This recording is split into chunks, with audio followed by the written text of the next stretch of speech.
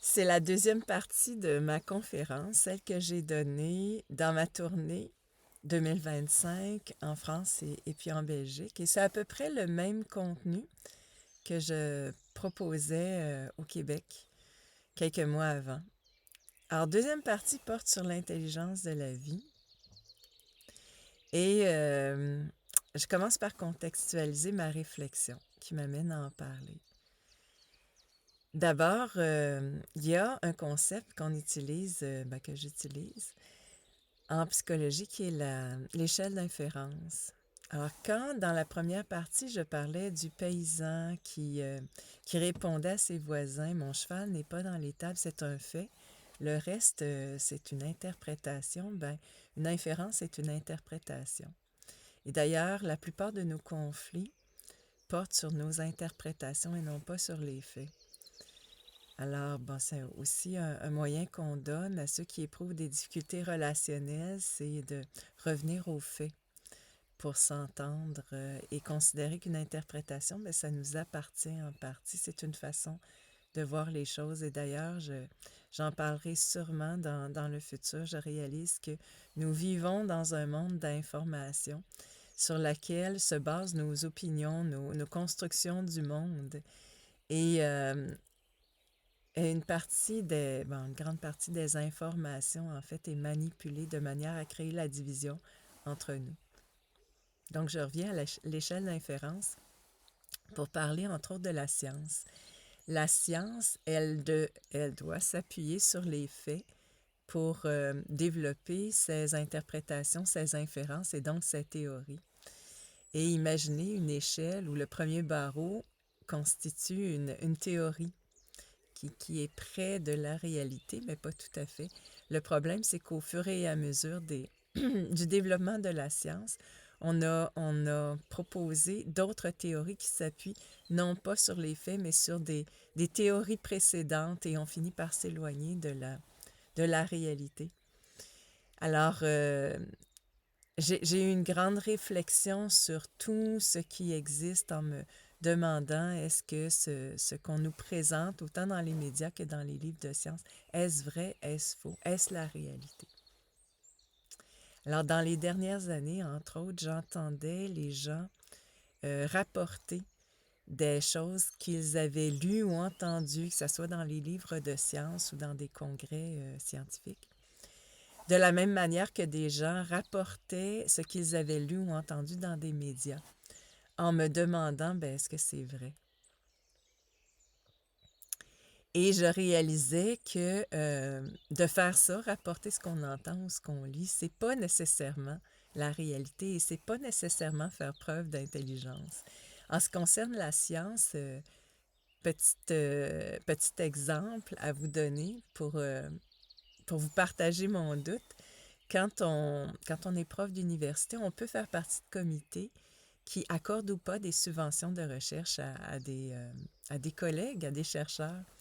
Alors, on fonctionne avec un questionnaire et un critère très important, le premier en fait, c'est est-ce que la recherche qui est proposée et qui demande une subvention est dans le prolongement des connaissances antérieures qui viennent de, qui ont été découvertes à travers des recherches subventionnées. Alors, vous comprenez que cet exemple illustre bien le fait qu'on peut s'éloigner de la réalité en nous appuyant, en appuyant nos théories, nos recherches sur des théories précédentes. Est-ce une preuve d'intelligence que de rapporter ce qu'on a lu ou entendu?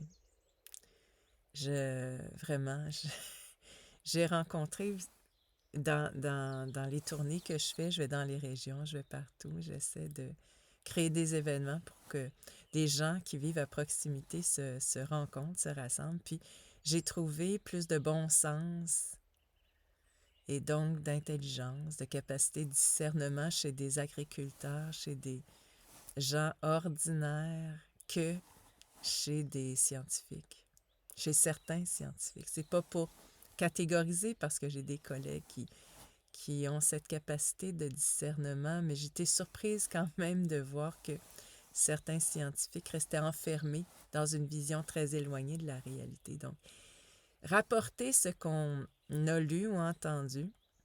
Dans les médias comme dans les livres de science, peut-être c'est être articulé, c'est avoir lu beaucoup, c'est dans le cas d'une personne euh, qui aime étudier, c'est d'être un érudit ou avoir été longtemps à l'école ou avoir la capacité d'avoir une bonne mémoire, mais c'est pas nécessairement une preuve d'intelligence. Alors, une fois que j'ai dit ça, je me suis posé la question, qu'est-ce que l'intelligence et qu'est-ce que l'intelligence qui nous connecte à la vie?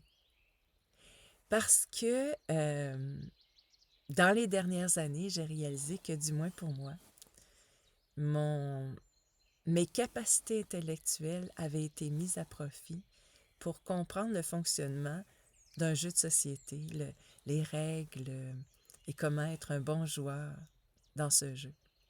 Mais pas être en contact avec la vie. Et il y a un livre que j'ai écrit, Malade et heureux, point d'interrogation, dans lequel je rapporte plusieurs personnes qui ont dit vivre, des gens qui étaient atteints d'une maladie importante ou des gens qui étaient en fin de vie, dire qu'ils avaient passé une grande partie de leur vie à être à côté d'eux-mêmes, à faire des choses qui n'étaient pas importantes pour eux et qu'ils réalisaient que c'est bien autre chose de vivre à partir du moment où ils réalisent qu'ils n'en ont pas pour très longtemps. Alors, je distingue ici la vie, et qu'est-ce que c'est la vie, je vous en parlerai, et qu'est-ce que c'est le jeu de société. Alors, la métaphore que j'utilise pour distinguer les deux, c'est de dire que la vie, c'est complexe, mais vivre, c'est simple. Tandis que le jeu de société, c'est compliqué, mais jouer, ça peut être pénible. La vie, c'est un peu comme être dans un champ de tomates. Si vous avez faim dans un champ de tomates et que vous êtes dans la vie, vous avez un contact direct, vous prenez une tomate et vous mangez, et ça apaise votre faim. Si vous êtes fatigué, vous dormez, vous vous reposez parce que votre corps a besoin de se reposer. Si la vie, c'est aussi simple que ça. Mais nous ne vivons pas cette vie. Nous sommes dans un jeu de société où, si on reprend la métaphore du champ de tomates, vous êtes dans le champ de tomates, vous avez faim, vous ne pouvez pas prendre une tomate parce que c'est interdit. Ça appartient à quelqu'un, c'est pas à vous. Et il y a de plus en plus de champs qui appartiennent aux mêmes personnes, mais pas à vous, pas à nous. Vous pouvez par contre aller vous chercher une caisse, remplir la caisse de tomates, la porter dans un entrepôt, attendre la fin de la semaine et on va vous donner un chèque.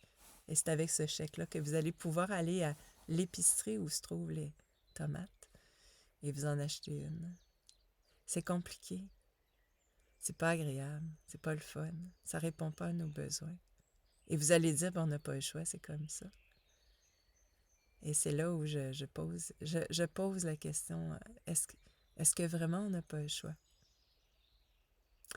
Mais peu importe, en passant, si ça vous intéresse de discuter de cette comparaison du jeu de société avec vos proches, il y a un court-métrage sur YouTube qui s'intitule Jeux de société. Allez voir ça et ça représente bien dans quoi on est en ce moment.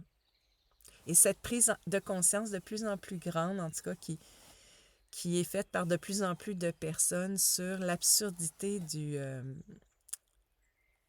notre existence à l'intérieur du jeu de société par rapport à la vie quand on l'observe dans la nature, par exemple.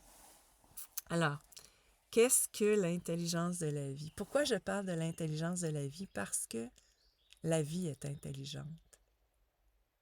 Quand on observe les végétaux et les animaux, ils et tous les êtres vivants possèdent un métabolisme qui est une intelligence de la vie, qui est une énergie, un fonctionnement orienté vers la vie. Et ça, c'est de l'intelligence. Alors, je vais proposer une définition de l'intelligence basée sur 9 composantes et j'espère que l'une d'elles va vous rejoindre, c'est-à-dire que vous allez la reconnaître en vous, dans cette capacité ou ces capacités que vous avez, ou que l'une d'entre elles vous intéressera et vous aurez envie de la cultiver. Et c'est ma définition aujourd'hui, en 2025, de l'intelligence, et sûrement qu'elle évoluera au fur et à mesure. Alors, les 3 premiers termes de cette définition, c'est observer, raisonner et agir. Observer, c'est faire ce que le paysan nous invitait à faire. Observer que le cheval n'est pas dans l'étable, est fait. Quand j'étais jeune, et je me posais une question, je déposais cette question en moi et j'allais dans la nature et j'observais. Imaginez que je me demandais, est-ce que je dois m'affirmer dans telle ou telle situation ou est-ce que je dois attendre, rester patiente. Et quand j'ouvrais les yeux et j'observais, je pouvais remarquer, comme là, des petites branches bouger et ça pouvait me dire, ben affirme-toi, bouge, fais quelque chose. Et si je remarquais plutôt un tronc bien solide, ça pouvait me dire, non, reste enraciné, attends un peu. J'obtenais une réponse. Et pourquoi, quand on se pose une question et qu'on observe l'environnement, ça n'a pas besoin d'être la nature, hein, tout environnement, pourquoi on reçoit une réponse? Parce que cet environnement contient des milliards d'informations et que lorsqu'on observe, on projette à l'extérieur une vérité intérieure. On ne peut pas tout remarquer et notre attention va être attirée vers quelque chose qui est significatif pour nous et qui nous permet d'exprimer cette réponse qui est à l'intérieur de nous. Nous avons la connaissance intérieure, je reviendrai là-dessus. Alors l'observation, c'est quelque chose qu'on n'apprend pas à faire, qu'on fait peu, si bien qu'on en arrive à une situation aussi absurde que celle que je vais vous raconter. J'étais en Suède et avant de partir pour la Suède, au Québec, on nous racontait que les Suédois étaient tellement dociles qu'ils n'avaient pas besoin, eux, qu'on leur impose les mesures dites sanitaires. Une simple recommandation, les Suédois allaient la respecter, alors qu'au Québec, on avait besoin d'imposer une amende un millier de dollars, tu sais, 1000, je sais pas, 1300, 1600 $ quand on portait pas le masque puis qu'on n'avait pas notre distance de 2 mètres. Alors, je suis partie avec cette idée-là et j'étais tellement sous le choc quand je suis arrivée parce que, en grande partie, les gens portaient pas le masque. Et là, je présentais ça sur des vidéos. J'allais dans un centre d'achat à l'aéroport. J'allais dans les rues. Les gens ne portaient pas de masque. Et là, je reçois un courriel d'un collègue retraité comme moi, psychologue, pas psychologue, mais professeur à l'université, qui me dit: ce que tu nous montres, c'est faux. La preuve, lis cet article de la presse qui parle de la Suède. Et là, j'ai réalisé que les adultes, on était devenus comme des très jeunes enfants au stade qui précède le stade de Piaget, le stade préopératoire, quand l'enfant peut distinguer ce qui est abstrait de ce qui est concret. Il va prendre une banane puis il va jouer au téléphone avec. Mais nous, avant ça, en fait, les enfants, quand on leur raconte une histoire puis que dans l'histoire, il y a un monstre, bien, ils croient vraiment que le monstre existe. Et nous, les adultes, on est rendus comme ça. On nous raconte une histoire dans les journaux, à la télévision, dans les livres de sciences et on croit dur comme fer que c'est vrai. Plus que ce qu'on observe dans la réalité. Et quand c'est arrivé, quand mon collègue m'a critiqué, pour être honnête, j'ai réalisé que j'étais conditionnée. C'est-à-dire que je me suis mise à douter de mes sens. J'ai eu besoin qu'une autre personne du Québec arrive en Suède et constate la même chose que moi pour retrouver ma confiance dans mes sens. Alors, bon, je vais parler de chaque composante assez rapidement. Raisonner, c'est une espèce en voie d'extinction. Qu'est-ce que c'est raisonner? C'est pas rapporter ce qu'on a lu ou entendu.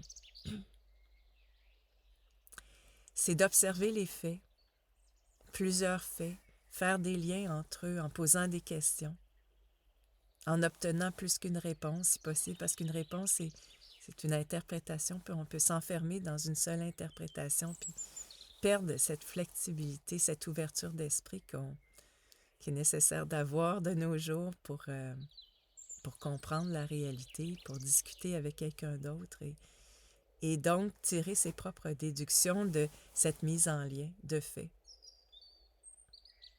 Et quand on s'y prend de cette façon, en raisonnant, on peut en arriver à voir les choses bien autrement. Je réalisais par exemple que à plusieurs reprises, on se retrouve dans une position d'opposition avec d'autres personnes. Les médias nous présentent deux façons de voir les choses en critiquant l'une d'elles. On est, par exemple, pro-vaccin, anti-vaccin. C'est comme ça qu'on nous présente les faits. Et on se retrouve dans l'un des camps, un peu comme lorsqu'on va voter. Il y a un parti de droite, un parti de gauche, puis on se situe à l'intérieur des deux. Et je me suis posé la question, est-ce que c'était pas voulu de présenter deux options pour s'enfermer dans une opposition? Et donc, est-ce qu'il n'y a pas une troisième, une quatrième façon de voir les choses? Qui serait par exemple que cette opposition est en fait une opération psychologique pour créer la division et créer la peur des deux côtés.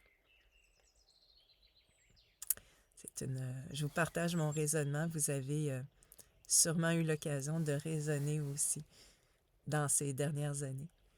Agir, j'en ai déjà parlé, mais excusez-moi.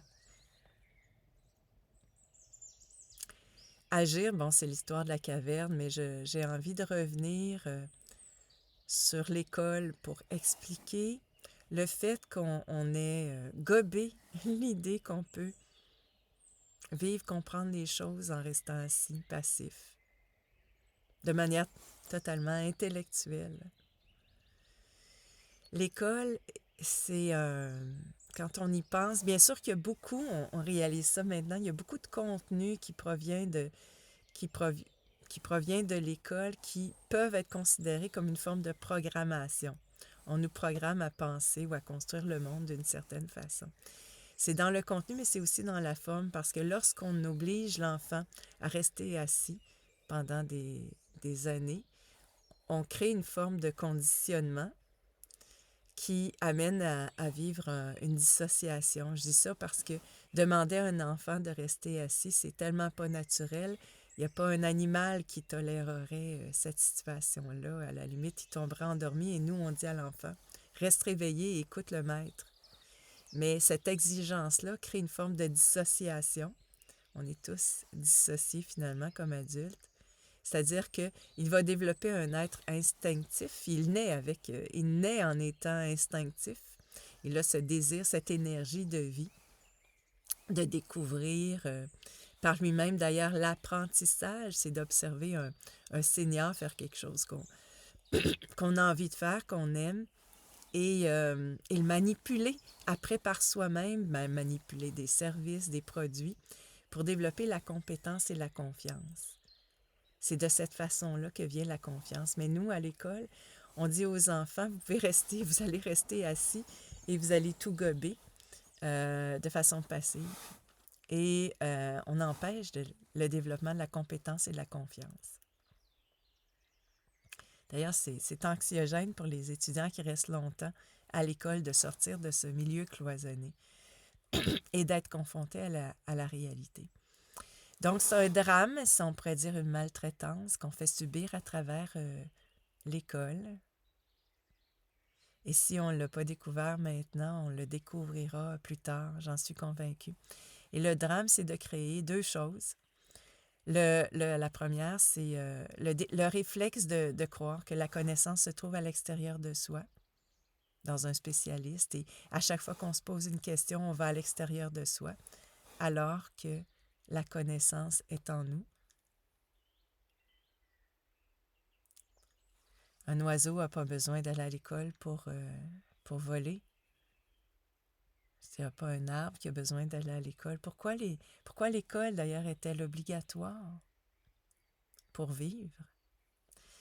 Et le deuxième drame, c'est de couper l'enfant, plus tard l'adulte, de ses sens, de son être entier, en pensant que l'intelligence, c'est seulement un phénomène intellectuel, alors que l'intelligence, ça comprend tout le corps. Alors voilà pour l'action. Je propose l'idée que bouger, utiliser son corps en référence et son cœur aussi, et son intellect aussi, fait partie de l'intelligence de la vie. 3 autres composantes, lâcher prise, capter et s'harmoniser.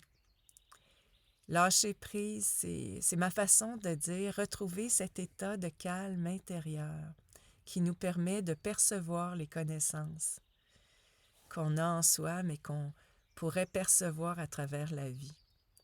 Lâcher prise, c'est dans le fond une attention sans tension, une présence à une expérience de laquelle on tire nos connaissances. C'est aussi ma définition de la conscience. Pour capter cette information qui est partout, d'abord et avant tout, celle qu'on a en nous et celle qu'on retrouve à l'extérieur. Puis s'harmoniser, bien, c'est la référence que je donne lorsqu'on prend une décision. Vous savez, avant, on le faisait de façon intellectuelle en faisant des colonnes de plus et de moins par rapport à une option qu'on voulait choisir. Puis là, dans le fond, on ajoutait des plus, vous savez, les colonnes des avantages et des inconvénients. Puis là, on ajoutait dans la liste des plus quand on avait une option en tête qu'on ne voulait pas s'avouer. Mais s'harmoniser, c'est une autre façon de décider en référence à tout l'être. Cet état de, je ne peux pas le nommer autrement, d'harmonie. On se sent en harmonie avec soi, avec l'extérieur. On sait que c'est la décision qu'on a à prendre. Un peu comme des pièces de puzzle qui se sont placées et voilà, on voit le portrait dans son ensemble. Ou encore, on est prêt à faire quelque chose un peu comme un bourgeon qui éclot. Alors, je ne sais pas si vous avez cette expérience de vivre une harmonie quand la bonne décision vous semble claire ou encore vous avez l'impression d'être sur votre X, d'être en pleine possession de vos moyens. Alors, c'est cette recherche sans tension de vivre cette harmonie qui nous permet, à mon avis, d'utiliser cette intelligence qu'on a en nous et qui est en contact avec la vie. Et les 3 dernières composantes de cette intelligence de la vie, c'est faire confiance, donner et respecter. Faire confiance, c'est vraiment tellement pas ce qu'on nous dit. On nous apprend en fait à nous méfier de nous-mêmes d'abord et avant tout, de cette connaissance intérieure, de notre cœur qui parle, de nos émotions, de nos sentiments. On craint de se tromper parce qu'on se fait confiance. On apprend à se méfier des autres en nous présentant des images dans les médias, vous savez, de violence, de conflits, de vandalisme. Et ce qu'on nous présente à la télévision et dans les médias sociaux d'ailleurs, même dans les médias alternatifs, en mettant l'accent sur tous ces drames, est à l'inverse de notre quotidien, de ce qu'on peut observer autour de nous. La grande majorité des gens est honnête. Les gens sont naturellement altruistes, généreux, bons, bienveillants. On est comme ça et c'est la cage, le jeu de société qui nous apprend à être compétitif, agressif et à développer tous ces travers parce qu'on est en tension, parce qu'on a peur. Donc, on nous apprend à nous méfier des autres et surtout à craindre l'avenir, à craindre d'en manquer, en manipulant l'inflation, la bourse. Alors, les marionnettistes s'arrangent pour nous faire peur. Alors, faire confiance, c'est vraiment pas... c'est un réflexe qu'on a perdu, en fait. C'est quoi faire confiance? C'est suivre sa voie, je le vis de temps en temps quand c'est un exemple, mais je pense qu'il faut...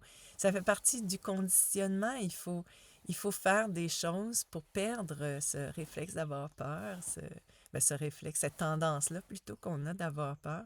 Et je le fais parfois en Suède quand je suis dans un bistrot, je laisse ma bourse sur ma chaise, puis je m'en vais à la toilette, puis je le vois comment je suis tendue, alors que, c'est ça, les gens qui m'entourent en grande partie soit ils sont honnêtes et ils toucheront pas à ma bourse, ou bien ils vont intervenir.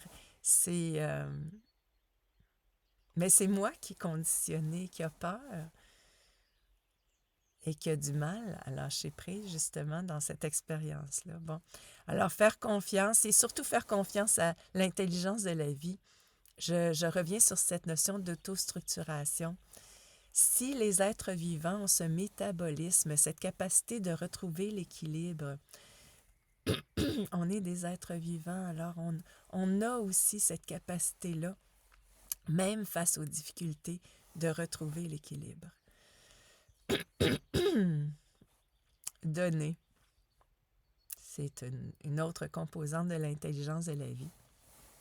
J'étais en Espagne dernièrement et puis c'était la période des amandiers en fleurs qui donnent des fruits. Et puis je me posais une question comme un enfant pourrait se la poser. Pourquoi les arbres donnent des fruits? Pourquoi ils poussent des plantes nourrissantes? Pourquoi la nature donne? Et là, tu sais, je réalisais l'abondance, cette caractéristique de la vie qui est de donner. Le soleil donne sa chaleur, son éclairage. Et là, je me suis dit, est-ce que nous, les humains, on n'est pas faits pour ça? C'est-à-dire que, comme on est tous différents, est-ce que notre fonction dans ce passage sur la Terre, c'est pas de se connaître, savoir qu'est-ce qu'on aime, en quoi on est bon, et le donner, l'offrir, et recevoir de l'abondance de la vie? Puis finalement, respecter parce que on vit quand même un dilemme. Pour vivre, on doit tuer la vie. On doit tuer des végétaux, des animaux. Et on se retrouve à faire ça d'une façon tellement abominable, contrairement aux autres animaux.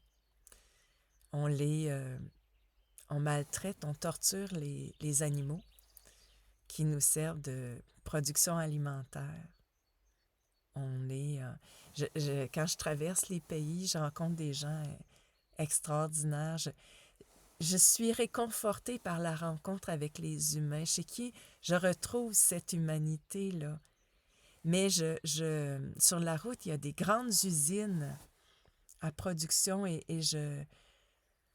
ça me fait mal au cœur à chaque fois que j'imagine ce qu'il y a à l'intérieur, les animaux entassés dans des conditions indescriptibles. Et même les végétaux, j'étais dans un lieu de monoculture.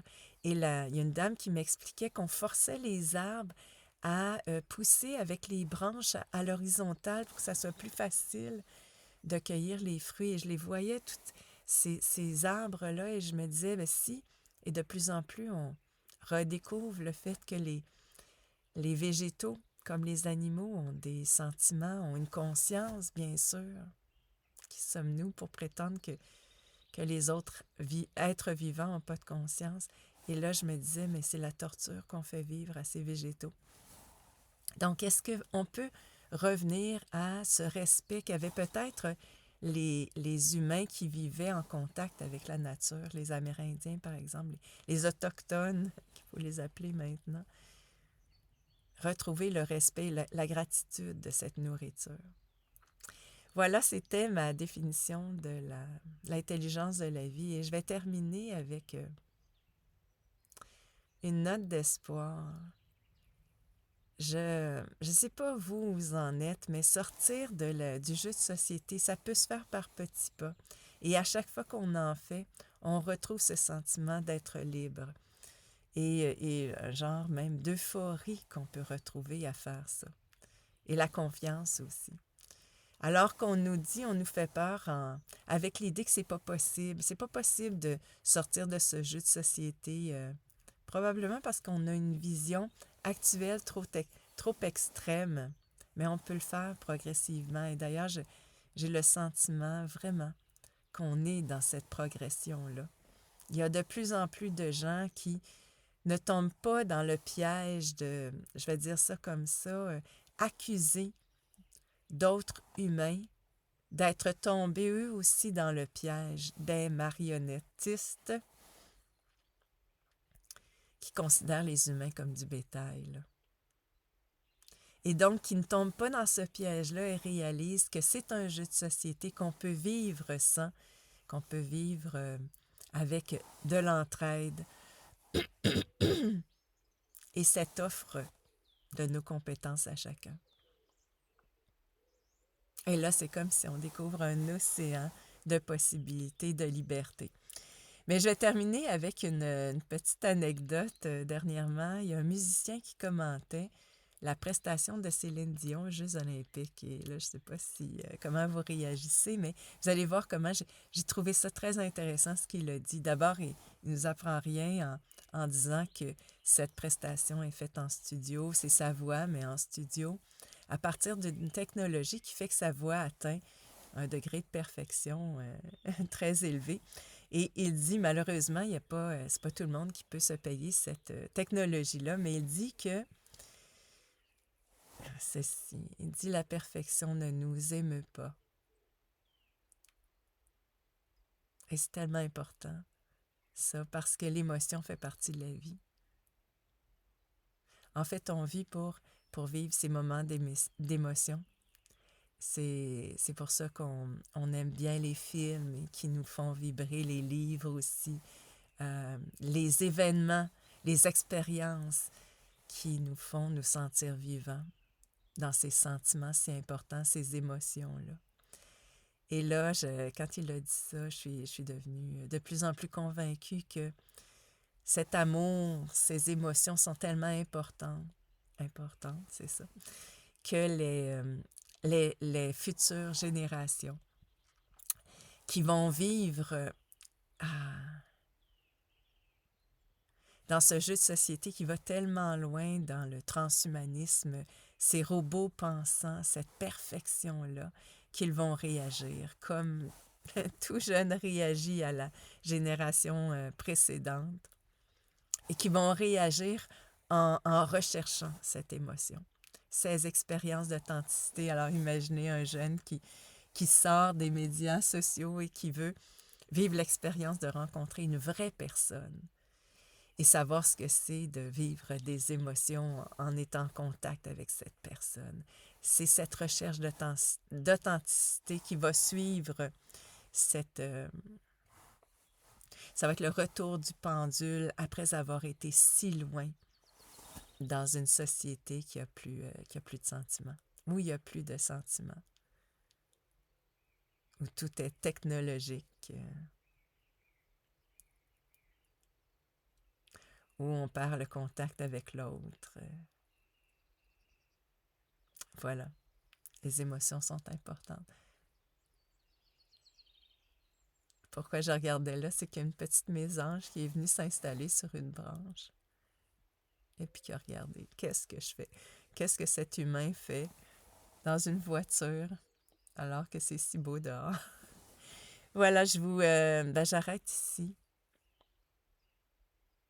C'était le contenu de la deuxième partie de ma conférence donnée en 2025 en France, puis en Belgique, puis au Québec, au Nouveau-Brunswick. Merci.